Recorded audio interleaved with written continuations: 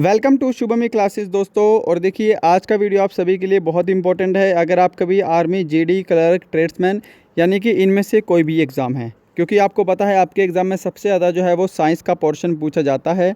यहाँ पर हम टॉप 30 क्वेश्चन करने वाले हैं, क्योंकि सभी क्वेश्चन एमसीक्यू में है तो आपका प्रैक्टिस सेट भी रहेगा, आपको पता लगेगा कि आपकी तैयारी किस लेवल पे है। ठीक है। और अगर आपको यहाँ पे कोई क्वेश्चन नया और इम्पोर्टेंट लगता है तो आप उसको ज़रूर अपनी नोटबुक में नोट करेंगे। चलिए अपना वीडियो स्टार्ट करते हैं। तो देखिएगा पहला क्वेश्चन है, चिकित्सा शास्त्र के जनक कौन हैं? तो करेक्ट आंसर होगा ऑप्शन सी। यदि आपने ऑप्शन सी चूज़ किया है तो आपका आंसर बिल्कुल सही है। क्वेश्चन नंबर सेकंड है, गैसों के विसरण के नियम का प्रतिपादन किसके द्वारा किया गया? तो यह किया था ग्राहम ने। ऑप्शन बी यहाँ पे आपका सही आंसर होगा। क्वेश्चन नंबर थर्ड है, हीमोग्लोबिन एक यौगिक है। तो आपको ये बताना है कि हीमोग्लोबिन किसका यौगिक है। तो ऑप्शन बी यानी कि प्रोटीन आपका बिल्कुल सही उत्तर होगा। क्वेश्चन नंबर 4 है, किस प्रकार के रोग में खून का थक्का नहीं जमता है? तो हीमोफीलिया एक रोग है जिसमें खून का थक्का नहीं जमता है। ओके। क्वेश्चन नंबर 5, शरीर से हृदय की ओर रक्त ले जाने वाली रक्तवाहिनी क्या कहलाती हैं? तो शरीर से हृदय की ओर रक्त ले जाने वाली जो रक्तवाहिनी होती है उनको हम बोलते हैं शिरा। ऑप्शन बी बिल्कुल सही होगा। और हृदय से पूरे शरीर में ले जाने वाली जो रक्तवाहिनी होती हैं यानी कि इसका उल्टा, तो वो होती हैं धमनी। ठीक है, वो आप ध्यान रखेंगे। क्वेश्चन नंबर 6 है, पित्त का पीएच मान कितना होता है? तो पित्त का पीएच मान होता है 7.7। 7, रानीखेत बीमारी फैलती है तो किसके द्वारा फैलती है, आपको ये बताना था। यदि आपने ऑप्शन बी यानी कि विषाणु चूज़ किया है तो आपका उत्तर यहाँ पे बिल्कुल करेक्ट है। और क्वेश्चन नंबर 8 है, कवकों का अध्ययन क्या कहलाता है? तो कवकों का अध्ययन कहलाता है माइकोलॉजी। ऑप्शन ए बिल्कुल करेक्ट होगा। फाइकोलॉजी होता है शैवालों का अध्ययन, ये भी इंपॉर्टेंट क्वेश्चन है, ये भी आपको पता होना चाहिए। ठीक है। और वायरोलॉजी होता है वायरस का अध्ययन यानी कि विषाणुओं का अध्ययन। ओके। क्वेश्चन नंबर जो 9 है वो है, ताप बढ़ने से ध्वनि की चाल में क्या परिवर्तन होता है? तो बहुत इंपॉर्टेंट क्वेश्चन है ये वाला। ताप अगर देखिए वायुमंडल कह रहा हूँ, यदि आपका तापमान बढ़ेगा है ना, यानी कि जो वायुमंडल है यहाँ पे अगर तापमान की वृद्धि होगी तो वहाँ पर आपकी ध्वनि की चाल भी बढ़ जाती है। यानी कि कहने का तात्पर्य यह है कि यदि ताप बढ़ेगा तो आपके ध्वनि की चाल भी बढ़ती है। क्वेश्चन नंबर 10, प्रकाश वर्ष मात्रक है। तो प्रकाश वर्ष मात्रक है दूरी का। ऑप्शन ए राइट है आपका। क्वेश्चन नंबर 11 है, आलू प्रायः होता है। तो आलू जो है वो किस प्रकार का, तो आलू जो है वह तना होता है। ऑप्शन ए बिल्कुल सही होगा। आलू जो है वो तने प्रकार का खाद्य पदार्थ है। ठीक है, आलू जो है वो तने का रूप है। कुछ लोग जड़ पे टिक कर रहे होंगे तो उनका आंसर गलत है। क्वेश्चन नंबर जो है 12, शरीर में प्राप्त जठर रस में होता है। तो देखिए जठर रस में होता है HCl। ठीक है, जिसको हम हाइड्रोक्लोरिक एसिड बोलते हैं। ऑप्शन डी अगर आपने चूज़ किया है तो आपका उत्तर जो है वो बिल्कुल करेक्ट होगा। क्वेश्चन नंबर 13 है, आहार नाल में स्टार्च के पाचन में अंतिम उत्पाद होता है। आहार नाल में स्टार्च के उत्पादन में जो अंतिम उत्पाद होता है उसको बोलते हैं माल्टोज। राइट। क्वेश्चन नंबर 14, हमारे शरीर में ऊतकों का निर्माण किसके द्वारा होता है? तो ऊतकों का निर्माण होता है प्रोटीन के द्वारा। ऑप्शन बी अगर आपने चूज़ किया है तो आपका उत्तर बिल्कुल करेक्ट रहने वाला है यहाँ पे। क्वेश्चन नंबर 15 देखिएगा, शरीर में आवश्यक अमीनो अम्ल की संख्या कितनी होती है? शरीर में आवश्यक अमीनो अम्ल की संख्या होती है 20। ऑप्शन जो सी है आपका करेक्ट आंसर होगा।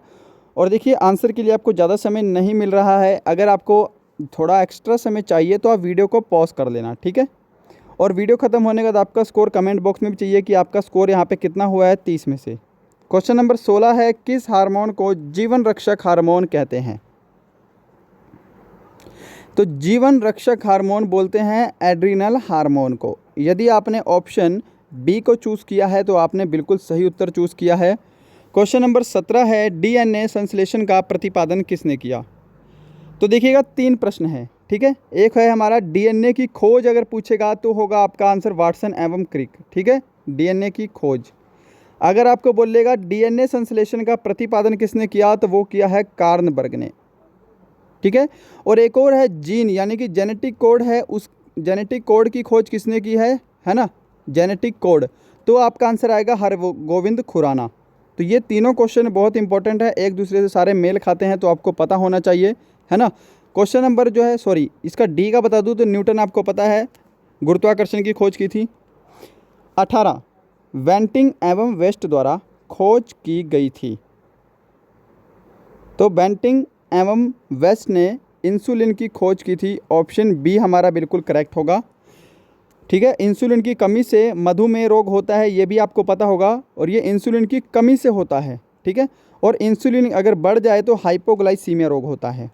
क्वेश्चन नंबर 19 प्लाज्मोडियम मुख्य रूप से परजीवी है। तो प्लाज्मोडियम जो है यह परजीवी है मलेरिया का। ठीक है, जो मलेरिया है यह प्रोटोजोआ के द्वारा होता है, और मलेरिया का कारक का नाम बोला है आपको प्लाज्मोडियम, तो ये आपको ध्यान रखना है। ठीक है, क्वेश्चन नंबर 20 देखिएगा, टमाटर में लाल रंग का क्या कारण है। तो टमाटर के लाल रंग का कारण होता है लाइकोपिन, ऑप्शन बी इसका बिल्कुल करेक्ट होगा। इसके साथ आपको एक और ध्यान रखना है, चुकंदर। ठीक है, चुकंदर आप खाते होंगे, बिल्कुल लाल लाल होता है, तो इसके लाल रंग का कारण होता है विटामिन, तो ये भी इम्पोर्टेंट है। 21 है, तंत्रिका तंत्र की संरचनात्मक तथा क्रियात्मक इकाई कौन सी है। और ये भी बिल्कुल बेसिक क्वेश्चन है, अगर आपको इस क्वेश्चन का आंसर नहीं पता तो आपको इसका आंसर पता होना चाहिए, यह आपके एग्जाम में कहीं भी क्वेश्चन आ सकता है। तो देखिएगा, तंत्रिका तंत्र की संरचनात्मक एवं क्रियात्मक इकाई होती है, उसको बोलते हैं न्यूरॉन, ऑप्शन ए इसका बिल्कुल सही होगा। साथ साथ आपको नेफ्रॉन के बारे में भी जानना चाहिए। नेफ्रॉन जो है यह वृक्क यानी कि किडनी की क्रियात्मक एवं संरचनात्मक इकाई है ना। क्वेश्चन नंबर जो 22 है वो है, इंद्रधनुष में बीज का रंग होता है। तो इंद्रधनुष में टोटल 7 रंग होते हैं, ये आप सभी को पता होगा, है ना। और इसके जो बीज का रंग होता है वो होता है हरा रंग, ऑप्शन बी जो है वो इसका बिल्कुल करेक्ट आंसर होगा। क्वेश्चन नंबर 23 है, सबसे अधिक वेधन क्षमता किसकी होती है। तो देखिए, सबसे अधिक वेधन क्षमता तो यहाँ पर होती है, वो होती है गामा किरणों की, ऑप्शन बी इसका बिल्कुल करेक्ट होगा। इसके साथ साथ आपको पता होना चाहिए, सबसे कम अगर वेधन क्षमता बोलेगा तो वो किसकी होगी, अल्फा कण की होगी सबसे कम। ठीक है, और इसके साथ एक होती है आयनन क्षमता।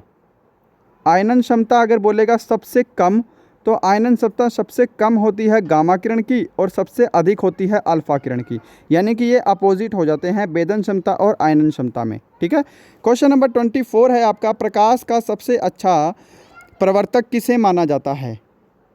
प्रकाश का सबसे अच्छा प्रवर्तक, यानी कि मान लीजिए यहाँ पर क्या रखा है, यहाँ पर एक दर्पण रखा है, और यहाँ से आपका कोई प्रकाश टकरा रहा है। ठीक है, और एकदम उसी स्पीड में या फिर उससे भी बेहतर स्पीड में प्रकाश जो है वो वापस जाता है, तो यानी कि प्रकाश का सबसे अच्छा प्रवर्तक कौन सा दर्पण होगा। तो यहाँ पे आप जो उत्तर देंगे वो देंगे समतल दर्पण को, ऑप्शन सी इसका सही होगा। और 25 क्वेश्चन है, फोटोग्राफी में कौन सा अम्ल पाया जाता है। तो देखिएगा, फोटोग्राफी में जो अम्ल पाया जाता है वो होता है ऑक्सैलिक अम्ल, ऑप्शन सी इसका बिल्कुल करेक्ट होगा। और देखिए, ऑक्सैलिक अम्ल जो है यह टमाटर में भी पाया जाता है ना। टार्टरिक अम्ल आपको पता होगा किस में पाया जाता है, और फार्मिक अम्ल चींटियों वगैरह में पाया जाता है, चींटी हो गया, बिच्छू के डंक में फार्मिक अम्ल होता है। सिट्रिक अम्ल नींबू और संतरे में होता है। ठीक है, क्वेश्चन नंबर 26 है, मानव नेत्र किस भांति कार्य करता है। बहुत इंपॉर्टेंट क्वेश्चन है जी, ये क्वेश्चन तो आपके एग्जाम में शायद पहले पूछा गया हो, अगर नहीं पूछा गया तो आगे आना बनता है इस क्वेश्चन का। तो मानव नेत्र किसकी भांति काम करता है, तो ये काम करता है उत्तल लेंस की भांति, ऑप्शन बी जो है इसका बिल्कुल करेक्ट होगा। और हाँ, आपको एक बात बतानी भूल गया मैं, कि अगर आप इसकी पीडीएफ चाहते हैं, यानी कि ये जो 30 क्वेश्चन मैंने प्रिपेयर किए हैं, अगर आप इसको पीडीएफ के रूप में भी चाहते हैं तो नीचे डिस्क्रिप्शन में आपको टेलीग्राम का लिंक मिलेगा। हमारे दोनों चैनल आप ज्वाइन कर सकते हैं, एक में तो आपको सभी पीडीएफ वगैरह अवेलेबल होंगी, और जो दूसरा चैनल है उसमें आप अपना डाउट डिस्कस कर सकते हैं। यानी कि अगर आपको किसी मैथ के क्वेश्चन पे डाउट है, कोई जीके क्वेश्चन पे डाउट है, तो आप उसकी फ़ोटो खींच के उस ग्रुप में अपलोड कीजिए, आपको वहाँ पे सॉल्यूशन मिलेगा। ठीक है, तो ये दोनों चीज़ें आपके लाभ के लिए हैं। क्वेश्चन नंबर 27 है, इलेक्ट्रॉन त्यागने की प्रवृत्ति क्या कहलाती है। इलेक्ट्रॉन त्यागने की प्रवृत्ति कहलाती है ऑक्सीकरण, ऑप्शन ए करेक्ट होगा। साथ साथ 28 है हमारा क्वेश्चन, ऐसे परमाणु जिनके परमाणु क्रमांक समान परंतु द्रव्यमान भिन्न भिन्न होते हैं क्या कहलाते हैं। तो जिनकी परमाणु संख्या समान और द्रव्यमान संख्या भिन्न हो उनको हम बोलते हैं समस्थानिक, ऑप्शन बी इसका बिल्कुल करेक्ट होगा। ठीक है, समभारिक होते हैं जिनकी द्रव्यमान संख्या समान हो और परमाणु क्रमांक भिन्न हो। 29 है, निम्न में से सबसे कठोर धातु कौन सी है? तो सबसे कठोर धातु है वो होगा आपका ऑप्शन सी। यदि आपने ऑप्शन सी चूज़ किया है तो आपका बिल्कुल राइट आंसर है।